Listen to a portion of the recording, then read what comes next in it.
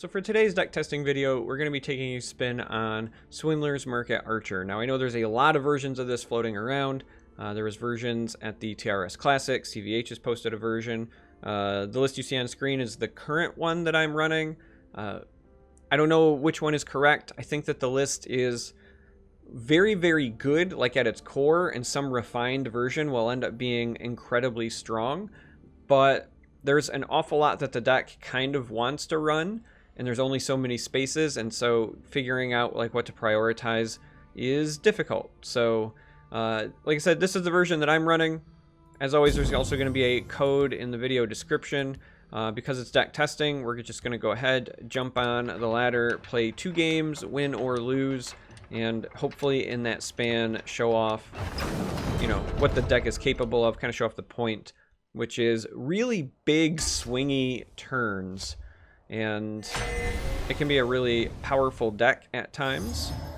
And so it looks like game 1 we are getting matched up against Aldmeri Dominion. And I think this is keepable. I mean, we have 2 combo pieces and a cycler. Ideally, this would be something like Protector of the Innocent. But outside of that, we're looking pretty good. Watch yourself now. And now we're going to do the slap down fence. Against this particular matchup, you're probably pretty safe developing these early, and we'll likely do that in the next couple of turns if we get the opportunity. Simply because you're not worried about support removal.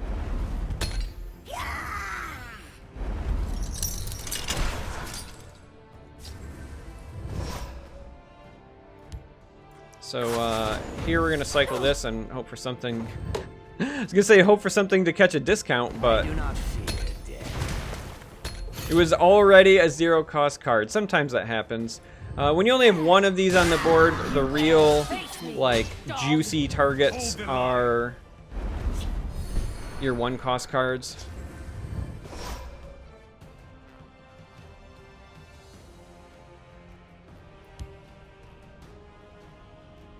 What have we here? Let's go ahead and do this.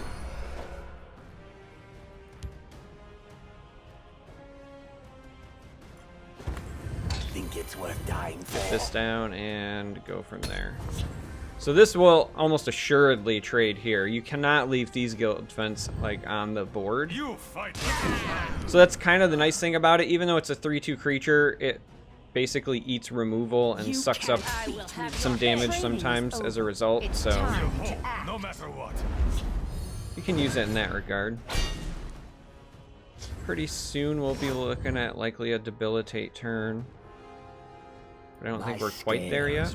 Shadow. I think on a turn like this, we're looking at raiding party. And let's just go ahead and stall. We'll see how they like someone who fights back. Because next turn, we can hopefully outpost. Swing for 4. Which will give us the 0-cost spoils. Each of these is worth 2 empowers, so after we like get all our damage in, if we need to, we can emergency debilitate as well. Because by then, this will cost 0. Will also give us another market trigger. So that's the hope, anyway. We're just kind of waiting to see what our opponent develops before we go down that path. We're also likely going to eat some damage here, so we might get lucky. Oh, that is an incredibly bad outcome for us. Because our opponent gaining health is like our worst nightmare. Now the good news is we also got another Northwind outpost, so we can basically like double develop these, because each of these are still worth a couple of empowered triggers. Time to fight. Attack. And we can take this spoils here. We were really hoping to find another spoils. I think we'll take the debilitate now and then develop this, just so we still have something on the board. but we do need to slow down our opponent.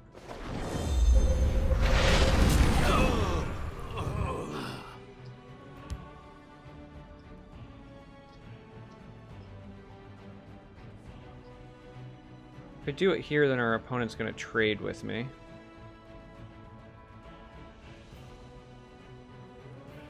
I think I'm still okay with that. Because again, we kind of need to slow them down. I'll whip them into shape. For the Emperor. Ooh. That Oculatus agent. No quarter. Wow. I was gonna say, just go in face, huh?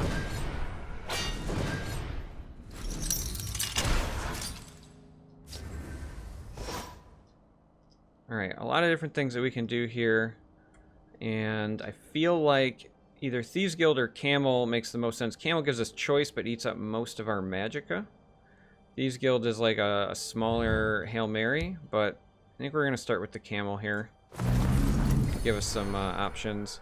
I think Raiding Party makes the most sense, just because of the multiple triggers that it'll give us and potentially some trade options. Sharpshooter has some potential as well. I think Raiding Party makes the most sense. So,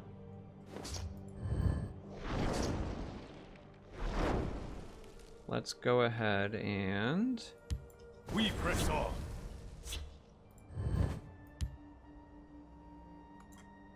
Time to fight. get in. So, each of these Nords is worth 4. So we have 4, 8, and then this is worth 5. So that's 13. So we are 2 off of lethal right now, which means we actually have to consider making some trades. Time to fight. Talos. Let's do this. Attack.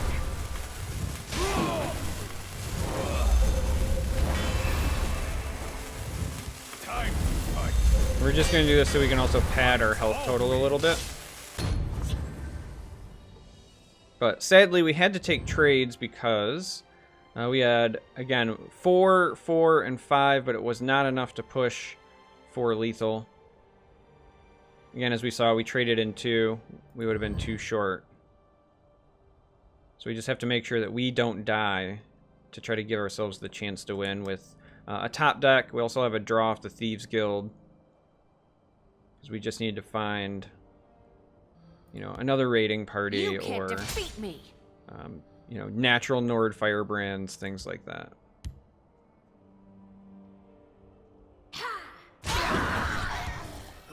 For the Emperor. There is also the opportunity for us to just find another debilitate and, again, kind of slow down the pace of the game. No quarter. It's another option. Alright, well, that's a bit of an issue. We've already gotten rid of 1 sharpshooter, which is no es bueno. I bark and burn. This is interesting.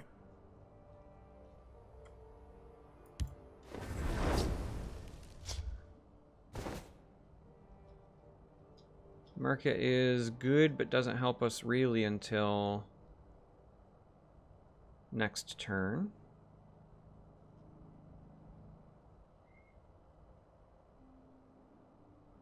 And as such, the reality is we're in a bit of a pickle. We're in a bit of a pickle. We're going to be taking at least 6. And we effectively, with this person on the board, have to deal 12 damage to kill our opponent. And the issue here is that if I don't play something defensive, we just die to Cliff Racer. There's a strong chance that we're still dead anyway, but we need to at least account for Cliff Racer. Otherwise, this would be the snap play, because we need to draw as many cards as possible.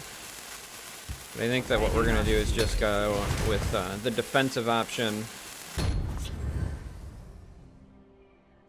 and not play the hope they don't have a Cliff Racer game. So this Monk Strike ended up being massive. Well, they had a third agent, which means they will also have Cliff Racer, let's be honest. That's the way this works, right? Why not have the third agent and also have the Cliff I Racer? dispatched Leovic personally. You will fare no better.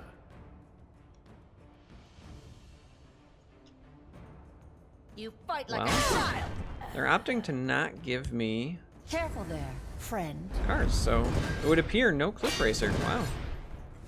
Care to make a friendly wager? Still not great for us. We're likely going to lose. I don't think there's any scenario where we find 12 burst damage here. I think that's just kind of the reality of it. We're going to start with our cheapest cycles to see what we can hopefully find. You will die where you stand.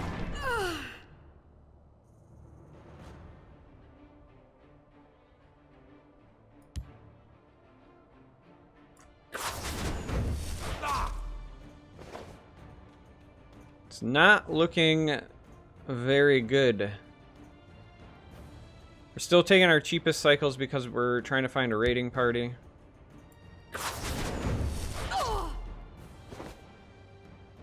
Because raiding party was worth 8, but again, because of this would not be enough. With this, it would have been worth slightly more. So now we have to try to not die, which again, with both of these on the board, bit of an issue. I think we are, in fact, just dead.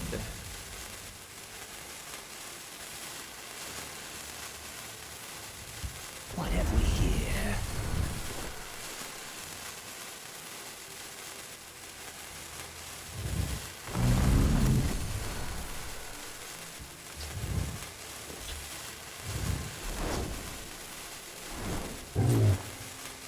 Time to fight.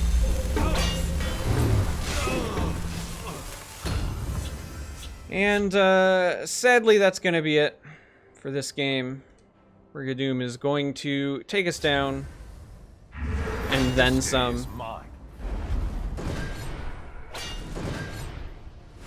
Baron slowed us down quite a bit, but the reality is the Monk Strike was kind of a big deal. So the one downside to playing Market decks is you are a bit vulnerable to your opponents playing a lot of life gain.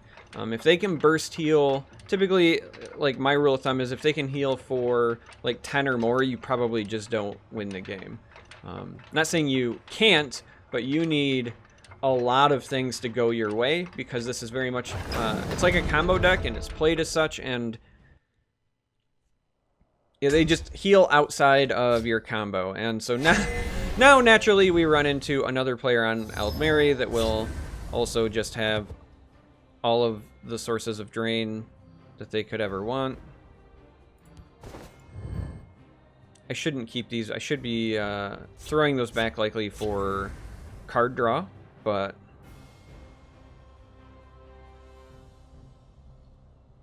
we'll hold on to them. Because this is already a bit of a bad matchup for us, so we're going to be risky, and we're just going to hold on to our combo pieces while my kids yell and scream outside the door. I'm sure that that's going to come through as I record this. But, I'm sure I don't have any idea interesting. who took your coin. Cereal. My business is none of theirs.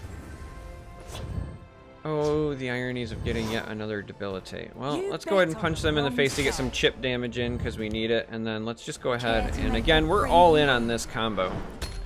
We either win or we lose. Now this one I expect to get lightning bolted, let's be honest. Intelligence always has the lightning bolt when you have a corner No club hard and they have 4. feelings, It's like right? the unwritten rule. We'll see how they We're gonna put this over here though, because again, This is none of theirs. the more chip damage we can get in, the better. Let's go ahead and take this. Oh, what a tough call. This is more damage, but this has the potential to be so much more damage. Like, this deck kind of lives and dies by spoils. Right now we've got 3 empowers in hand, so each spoils would only be costing 2. Sad thing about Outpost as opposed to Market is it doesn't give you the bonus empowers. You So bet on the wrong side. we're just gonna go ahead and take the spoils. As long as I draw breath. They're gonna hit a prophecy of their own, which is not good for us for a number of reasons. Like that. I could play both of these spoils, but again, at this point, we're kind of waiting for a market. If we get a market, we can go off very, very hard. And we're playing this risky because they have a lot of counters to us. That's the reality. There's an awful lot of drain available to Eldmeri, and that's bad. As we saw last game, it doesn't take much, right? But you get some good health gain in there, and Feelings, right? it hurts a bit. All right, so we found the market. Insects. So now let's get lucky and top deck a raiding party. Go. It's pretty close. So we're gonna go ahead and do this Ready. and attempt Time to fight. to go Eyes off. Alduin. Time to fight. Talos. I want to put at least one of these back in my hand before we trigger potential prophecies.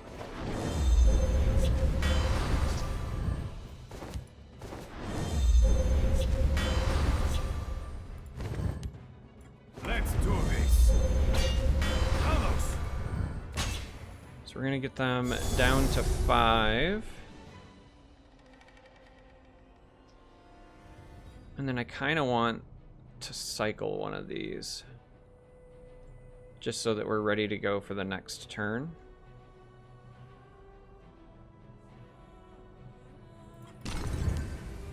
And also because if we find yet another Nord, just like naturally, for example, we're in good shape. Raiding Party's a fantastic pickup. So now we just have to hope that we're not dead. No We're back hard up to 22 health, but our right? opponent has 6 magicka and has reduced the cost of many, many cards. So they only need 9 bonus damage out of their reduced cards and 5 magicka, and they have, well, all of the cards they could want. You know, they're sitting on 9 cards in hand. Yeah, this came just a little bit too late. If we would have top decked this last turn, likely would have ended up being a victory. Because these are, while the captain is on the board, firebrands are worth 3 Have apiece. business with House Halalu. I come bearing gifts. Alright. So there is a great sign if they are trading. Time will come. By the 8th, they will meet their maker. Alright, so the Hive Defender would have mattered We press on. till we top decked the Sharpshooter. I only need one shot. Come at me. Let's do it. Talos. So Sharpshooter top deck got it home. We would have been 1 damage short without Sharpshooter, so we would have needed, hopefully, to find something like Shadow Shift to move our captain, another outpost, another market, something to provide us with an additional source of damage. But you get the point, right? You get to see the deck. So we got to see 1 victory, 1 loss, kind of like the Assassin video, right? You get to see the best of both worlds. And very much like the Burn Assassin deck that I play, this one is strong in some matchups and very bad against ones with heavy life gain, because both Burn Assassin and Market Archer, in my opinion, are kind of trying to skirt that, like, deal 30, maybe deal 35 damage, and it's very efficient at doing that. And then there's like an immediate drop off in value if they get beyond that. So anyway, if you made it this far, thanks for watching, and I appreciate you hanging out. Until next time, may you walk on warm sands.